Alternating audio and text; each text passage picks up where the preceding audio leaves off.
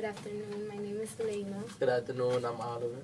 Okay, so right now we're gonna do an interview on immigration, focusing on Latinos.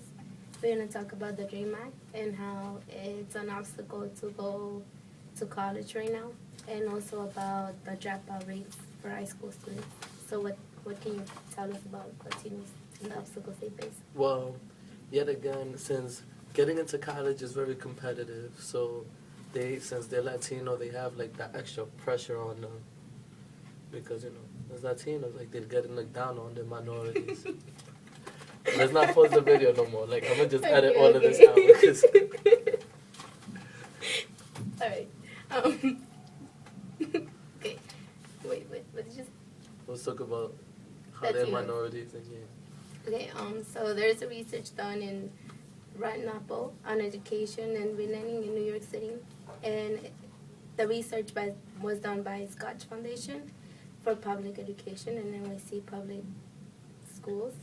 It says that education and the dropout rates are determined by where the children live. So what do you have to say? I agree because yet again, public schools, if they're in a bad neighborhood, they're not going to get the best resources at other schools that are in good neighborhoods. And then we have charter schools that they give everybody good resources, but you have to pay to get into charter schools. And minorities don't have, they're not good in economic standards to go to charter school.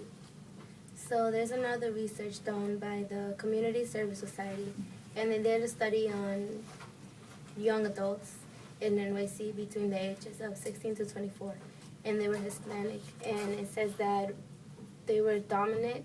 The Hispanic neighborhood was dominant, but it was also the Hispanics were also the ones who were dropping out. Do you think that's true or not true?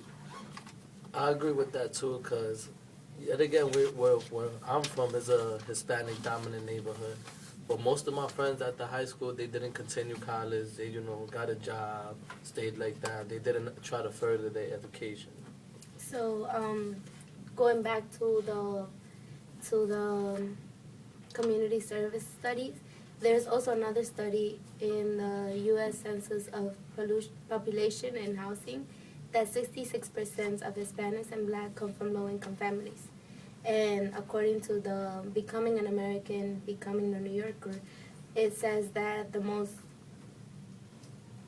group of people that will have a higher chance of graduating from high school is the native whites, Jewish, Russians, and Chinese. And the ones who are going to be not graduating and dropping out are mostly Hispanics. Do you think that there is a way to break the cycle? Yeah, I think our Latino community need to wake up and see and take advantage of all these resources like financial aid, get into college, actually try to graduate and not just stop at high school. Yeah, so there was also another research done from the National Education Association. They did a report called The Crisis in Education of Latino Students, which states that Latinos are the largest and most rapidly growing minority group in the country, but academically they're the dangerous falling behind. So It was there. yeah. Okay, so anyway, yeah, again, I agree with all of those because it's true. Like you can see it all over the Spanish neighborhood. You see a whole bunch of Spanish people. They either get into gangs, or yet again they need to do two jobs to help out their mom with the rent or something. So they don't have. They either get misled or due to economical standings, they don't have time to actually go on into college. So that's why I think we're falling behind as a group. okay, so I did a research on my own and before this interview, and I wanted to add on, since you said that many Latinos need a wake-up call and need to kind of go to college and pursue a higher degree. What happens if you don't have the chance to go to college? You got me there. Well, if you don't have a chance to go to college, I still think that they should try to find a way to get into college, even if it's if they didn't finish their high school, at least get a GED or something. Still try to fight for their education. So there's a new program called the DREAM Act. Do you know what it stands for? I heard of it, but I don't know what it stands for. So it stands for Development, Relief, and Education for Aliens Minor Act.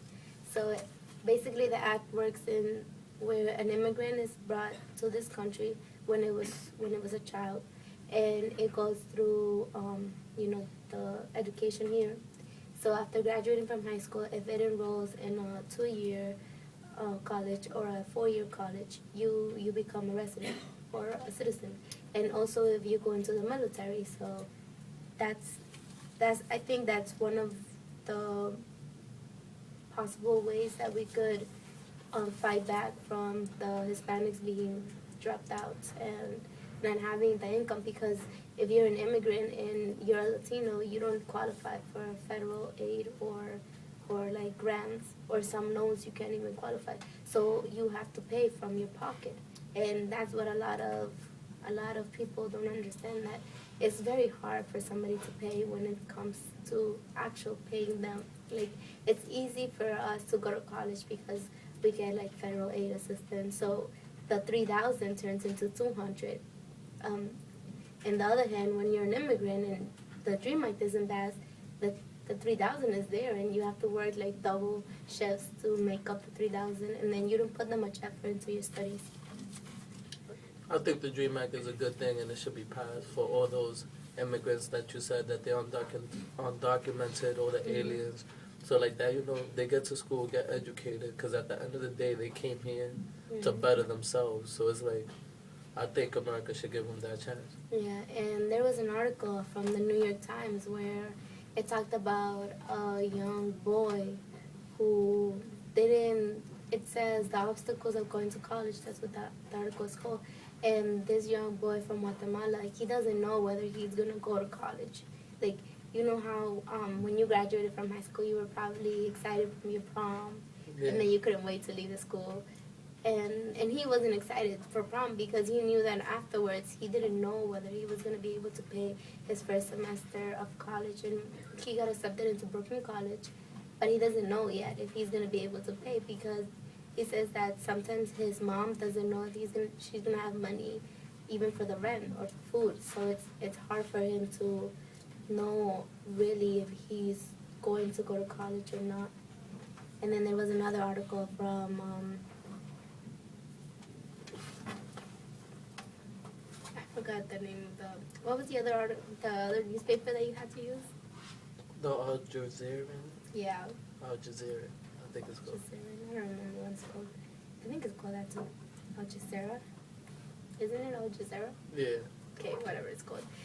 So anyways, there was another newspaper from Al Jazeera where it talked about a young girl who came from, wait, hold on, I don't know where she came from. Okay, never mind, I'm not going to say where she came from.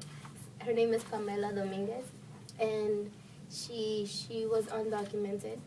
So her mom didn't tell her the importance of having a social security number, and she said that when she wanted to apply for FAFSA, she couldn't apply for it. Because she didn't have a social. She didn't have a social. And so she said that it's hard because that's her dream, to go to college, but she can't because, she doesn't have the financial needs to overcome the obstacle of money. Yeah. Okay, that's it. So nice. It was a pleasure having you. Okay, you wrap it up. Well, it's a pleasure being here. Suleima, thank you very much for having me over and informing me about all these important things that are attacking our Latino community in New York City. It was a pleasure having you.